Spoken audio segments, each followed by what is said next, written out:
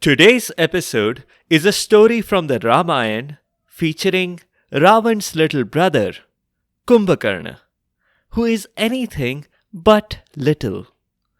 We'll see him enter the battlefield against the Vanar army.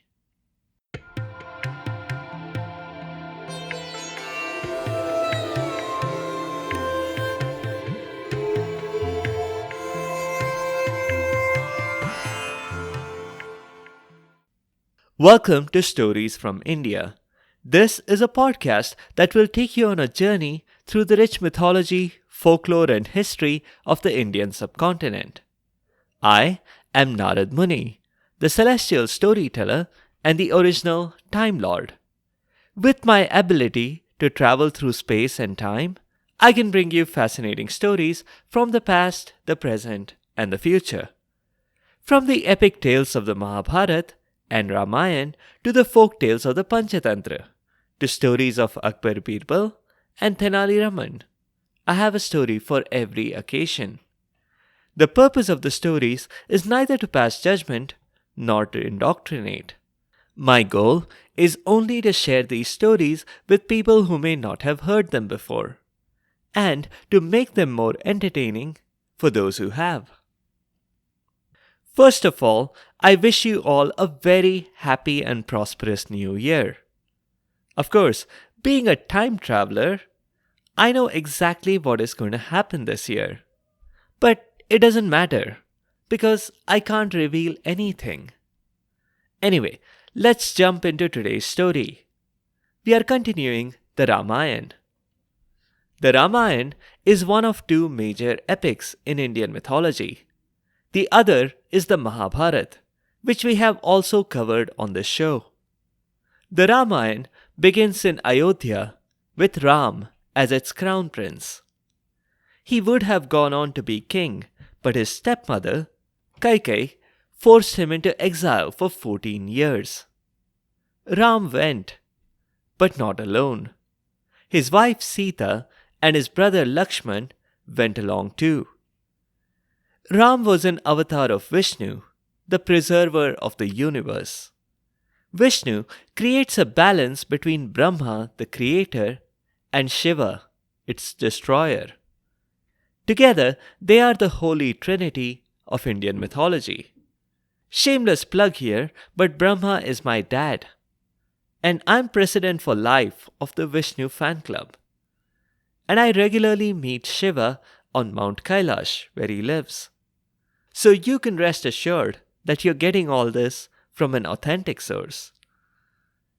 Anyway, back to Ram, Lakshman, and Sita. They survived one challenge after another in the wild. Demons and demonesses were constantly trying to either eat the trio or to kidnap and enslave them. The three of them managed to fight off all such challenges. And then events took a much darker turn when Ravan abducted Sita. Ravan was the ruler of Lanka and the mega villain in this epic.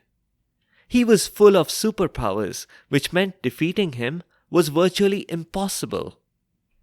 Imagine Lord Voldemort with 10 heads, so 10 times as evil, and without any Horcruxes and any other weaknesses. Sita had been kidnapped without so much as a ransom note, about a drop-off point in some abandoned fort or some such sinister location. Neither the police existed, nor the CBI, nor the Gumshida Talash Kendra. So Ram and Lakshman got help from the next best option, the Vanars. These Vanars were a kingdom of monkeys led by their king Sugriv. Most of the actual help came from Hanuman, who was Sugriv's advisor and right-hand Vanar. Hanuman found Sita in Lanka. He delivered Ram's words of support and delivered Sita's return words of support back to Ram. Burning down Lanka and getting the inside scoop on Lankan defenses were just side quests in his mission. Ram, Lakshman, and all the Vanars crossed the ocean to get to Lanka. That part was especially hard because first they had to build a bridge across the ocean, which any civil engineer will tell you is hard enough now, and was much harder still in ancient India, given most construction equipment hadn't been invented yet. Ram was joined by Vibhishan, one of Ravan's brothers, who switched sides. The Vanars and the Lankans dove into battle. Ravan's son Indrajit had achieved what he thought was victory when he very badly hurt both Ram and Lakshman. Luckily for them, Garud, the king of the birds and Vishnu's mount, jumped in and rescued them. In an act that probably inspired what Fawkes the Phoenix does in the second Harry Potter book. The battle started to go against the Lankans after that. Ravan entered the battle himself and made quite a splash, but Ram kind of embarrassed him on the battlefield. We'll continue the story there. Ravan was furious. Things were bad. Really, really bad. His army wasn't just decimated. Decimation means only a tenth of his soldiers were lost. But Ravan had lost many more than that. He had lost a bunch of generals as well. He had tried to disrupt the proceedings by entering the battle himself.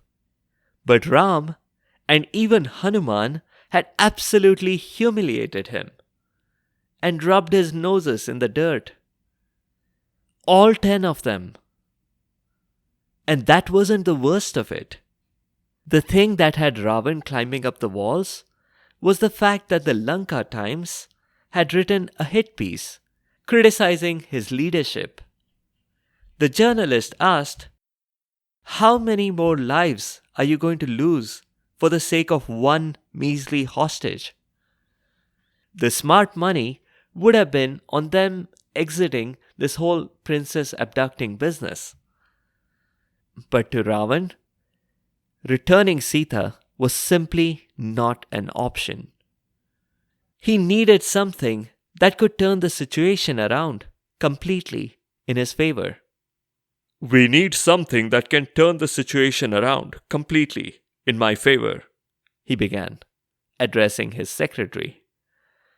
"We need something massive, something big, something that could take the enemy by surprise, something that could crush their spirits and their bodies at the same time.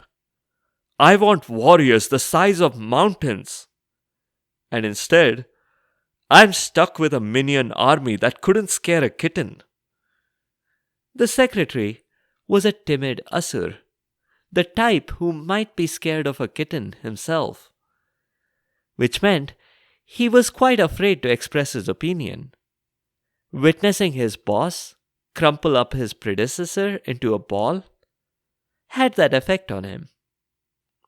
Now, the question that Ravan had raised had an obvious and correct answer. Kumbhakarna. He was Ravan's brother. I guess it ran in the family that he had his own superpowers as well.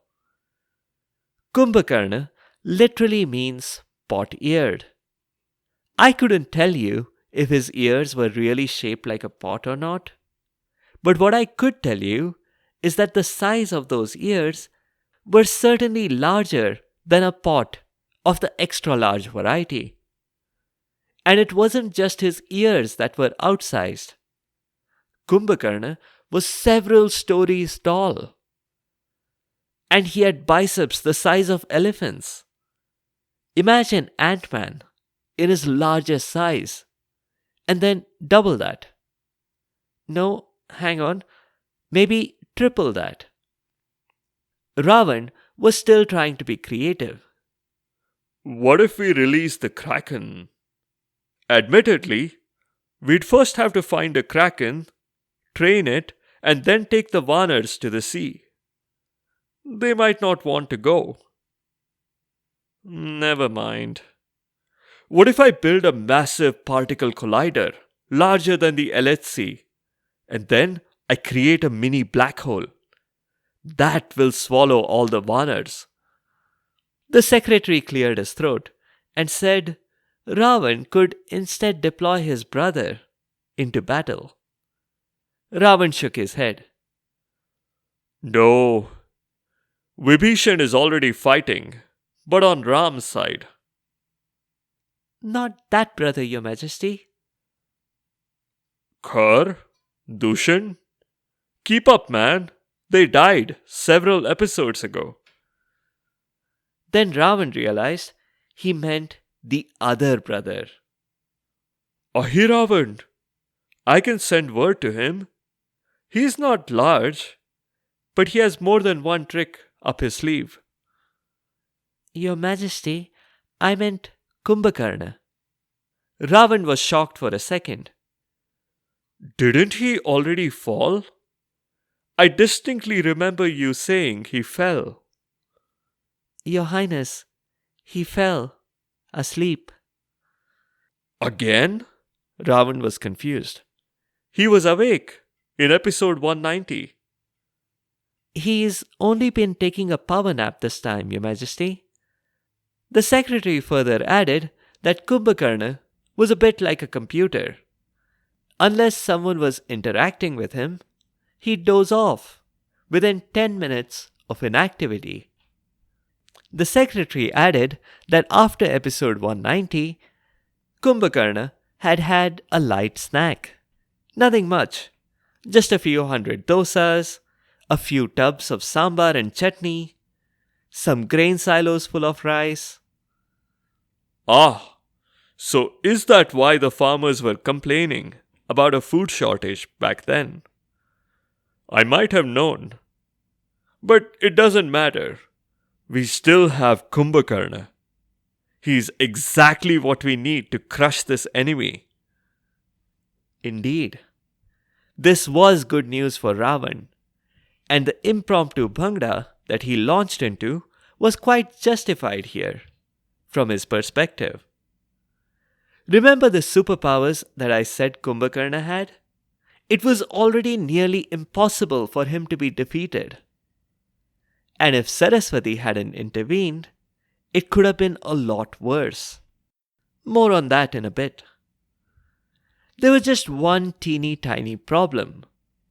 Waking up Kumbhakarna was not easy. They started with alarm clocks. They tried to shake him awake. They played trumpets and banged drums. But Kumbhakarna continued to sleep. You could say that Kumbhakarna slept like a log, except logs don't snore as loud. But it wasn't Kumbhakarna's fault. He hadn't intended to be such a heavy sleeper. You see, the story goes that once in the days of normal sleep patterns, Kumbhakarna had performed a yajna, which is an elaborate ritual to call on a deity. If you've heard previous episodes, you'll know that Brahma, the creator of the universe, is the easiest to please out of the Holy Trinity. Brahma appeared, and he was ready to grant Kumbhakarna whatever he wanted, other than immortality. Indra, the chief of the Devs and the ruler of Swarg or heaven, had some advance warning that Kumbhakarna was going to ask for Indra's throne and for the annihilation of the Devs. Maybe Kumbhakarna shouldn't have announced his intentions all over the ancient Indian version of social media. Indra was obviously worried. He got help from Saraswati, the goddess of knowledge, music, art, and learning. Saraswati secretly twisted the words that came from Kumbhakarna's mouth. So instead of asking for Indrasan and Nirdevatvam, he asked for Nidrasan and Nidravatvam. Indrasan is the throne of Indra, and Nidrasan is a bed for sleeping. Similarly, Nirdevatvam means the absence of devs, basically annihilation. And Nidravatvam means sleep. Brahma granted the spoken wish instantly. With these long, complicated Sanskrit words, maybe Kumbhakarna would have gotten them wrong, even if Saraswati hadn't intervened. Ravan cried foul and demanded a third umpire review. Kumbhakarna couldn't appeal because he was already asleep. Under Ravan's appeal, Brahma relented.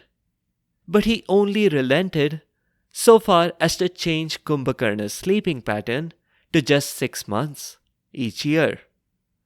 But as we have seen, Kumbhakarna did, in addition, grab a power nap here and there. Frustrated by his inability to wake up his brother, finally and reluctantly, Ravan gave the order to bring on the elephants. These were particularly wild elephants. The order was given reluctantly because the last time they had to do this, some of the elephants had developed trauma. So much so that Ravan had to allocate a chunk of the government budget towards an elephant therapist. But it worked. For Kumbhakarna, being trampled by wild elephants was the equivalent of getting a massage. He yawned and woke up slowly and asked what year it was.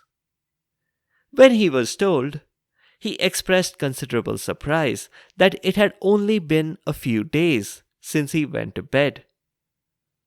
"I didn't catch anywhere close to 40 winks. Maybe a wink and a half at best." Ravan said that he was frightfully sorry for disturbing Kumbhakarna's beauty sleep. But they were facing an existential crisis here. Kumbhakarna listened to all the latest news to catch up. In between a couple of yawns, he said to Ravan that he could see why Ravan was asking him to enter battle, but he also didn't want to make a rash decision. Could he sleep on it? "Of course not," Ravan said. "We are not going to last 1 month, let alone 6. "Fine, I'll do it," the giant replied. "But brother, haven't you wondered about being on the wrong side here? You abducted that woman. Her husband is completely justified in coming here to attack us. You're still rejecting all calls to turn her over. Doesn't your conscience bother you? How do you sleep at night?" "I sleep like a baby," Ravan said. "Babies don't necessarily sleep the best," Kumbhakarna observed, despite how the saying goes. "But I get your point. I may not agree with you, but I will fight for you. By the end of the day, the war will be over. I will have crushed the enemy." Big words, Ravan thought. But if anyone could deliver, it was Kumbhakarna. A few minutes later, Kumbhakarna was in battle armor. He was wearing a massive helmet that could have completely covered a moderately sized hill. He carried a club the size of a redwood tree. His belt said 700 with one blow, and you'll soon see why. In fact, his entire giant outfit was a hit, except for his slippers, which were a massive flop. At the entrance to the battlefield, he smelled the air and said, "Fee, fi, fo, fun. I smell the blood of 1,000,000,000. Vanars and bears and human. Fear not, Lankans, for the battle is almost won." He jumped onto the battlefield, causing a minor earthquake. One sweep of his club hurt hundreds of Vanars. This was turning out to be a Hulk versus puny humans kind of fight here. But that was only because, so far, he was dealing with the ordinary Vanars.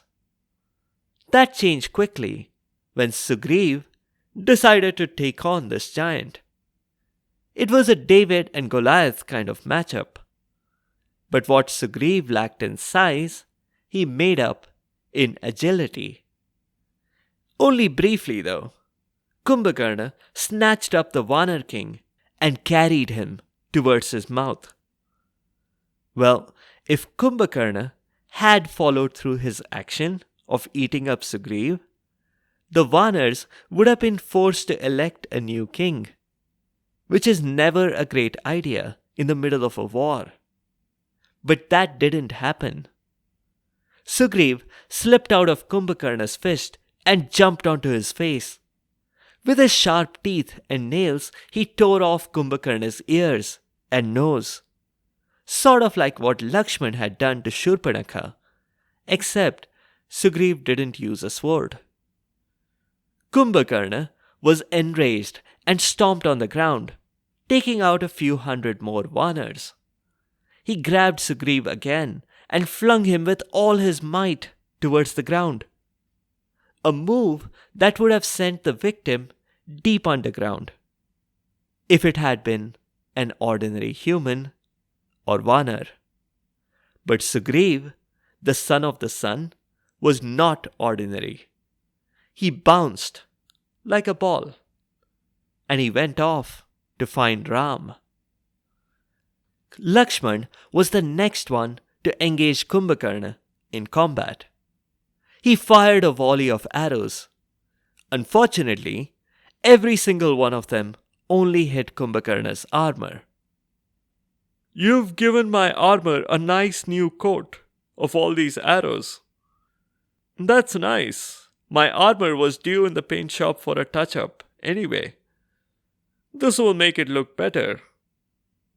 But Lakshman wasn't interested in discussing trends in battlefield armor fashion.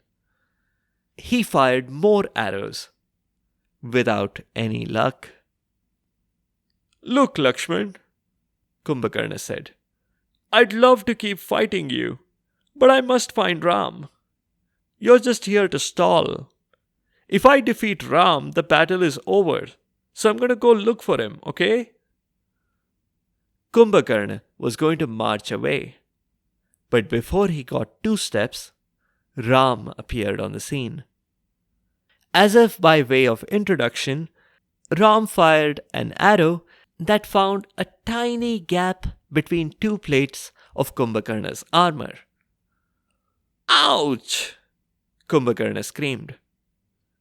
Angrily, he hurled his massive redwood-sized club towards Ram. Calmly but quickly, the Prince of Ayodhya fired 7 arrows that reduced the club to smithereens. Kumbhakarna was very cross. "I had that club imported all the way from California, you know. They don't make trees that big here." "Sorry," Ram replied. "If it's any consolation, soon you won't be needing a club. Or anything else, for that matter." The giant advanced on Ram, crushing Vanars with each step. Lakshman, meanwhile, had an idea. He observed that in his mad rage, Kumbhakarna was crushing both Vanars and Lankans alike. He quickly spread the word, and at his signal, all Vanars in Kumbhakarna's vicinity suddenly climbed up the body of the giant. The effect was that Kumbhakarna's next few steps crushed only Lankans. And when he tried to smash the Vanars crawling all over him, he only managed to hurt himself, because they were pretty agile and quickly got out of the way of his blows. The giant lumbered on towards Ram. So what if he didn't have a club? he would swat Ram like a fly. But Ram had other ideas.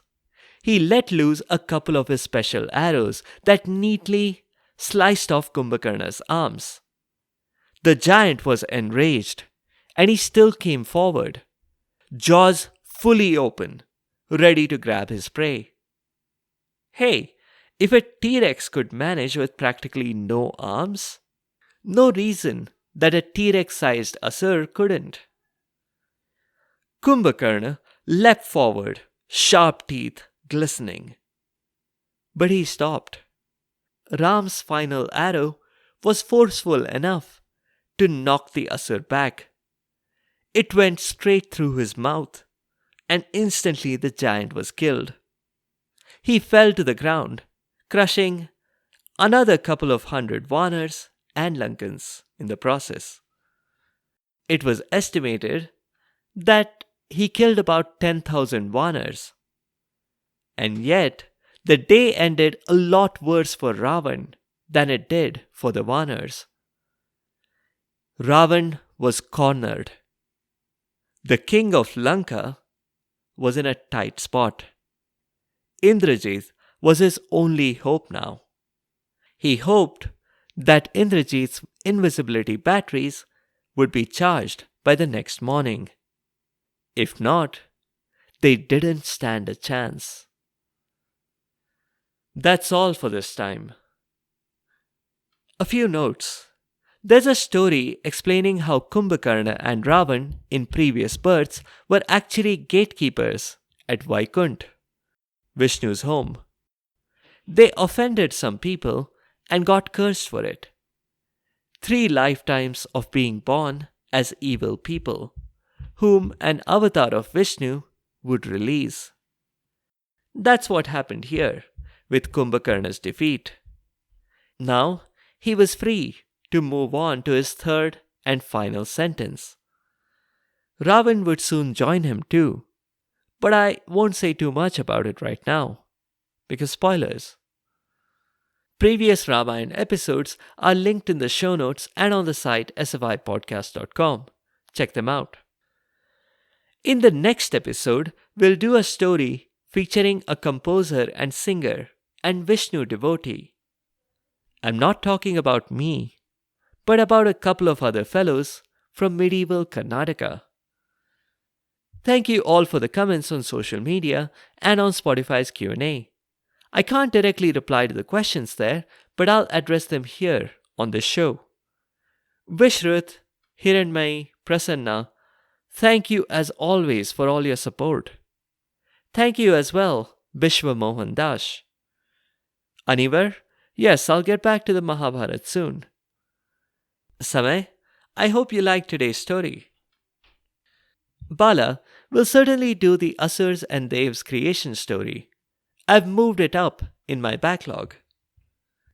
If you have any other comments or suggestions, or if there are particular stories that you'd like to hear, please do let me know by leaving a comment or a review on the site sfipodcast.com or reply to the questions on Spotify's Q&A.